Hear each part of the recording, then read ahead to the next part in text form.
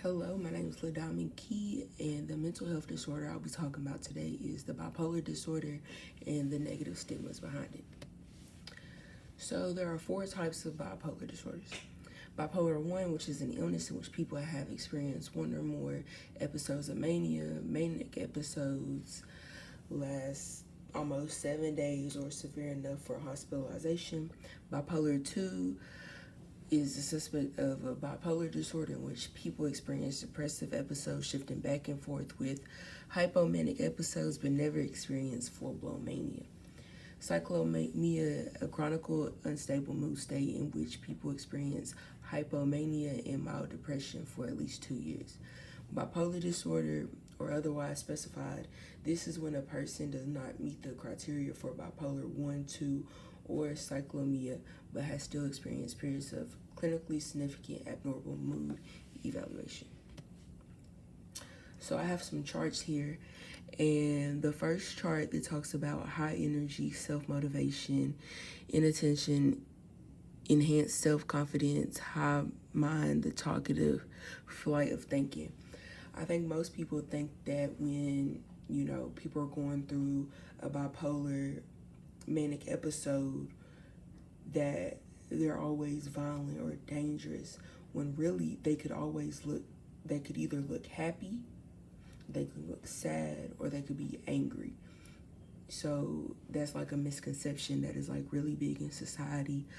And I have another chart here that says like what Mighty's wish people knew about life with bipolar. Bipolar can significantly impact self-worth. Said that a bipolar diagnosis is not a choice. Stereotypes and misconceptions make recovery harder, and that measuring bipolar can be a constant struggle.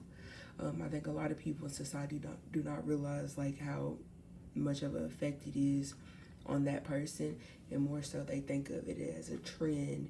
And a lot of people are saying, oh, I'm bipolar, just because they have mood swings left and right, when it's really way more than what you would think.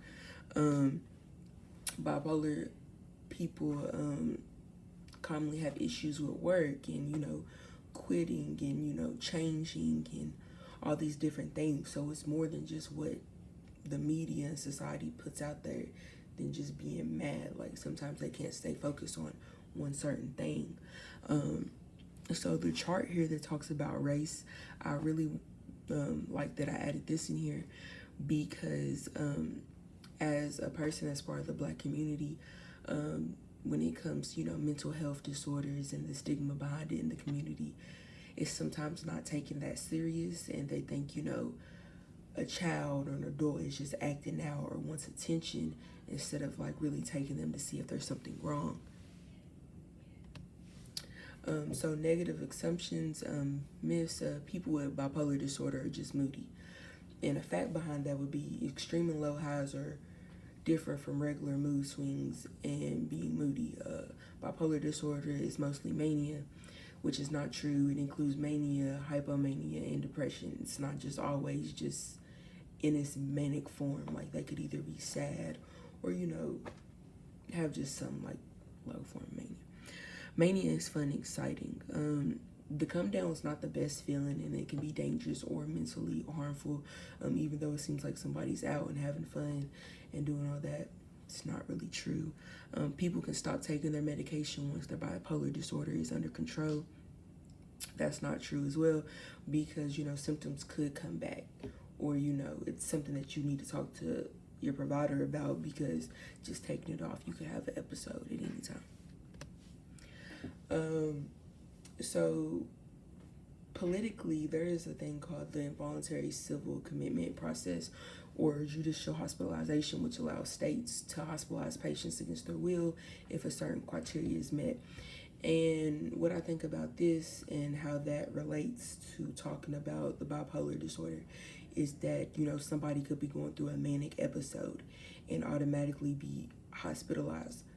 But sometimes, what if it's not that severe, and it could make it even more worse to where they do not want to communicate with people that they're going through these things, because there may be high and lows and it comes and it goes, but then, just having someone just put them away like really quickly, that doesn't, really help.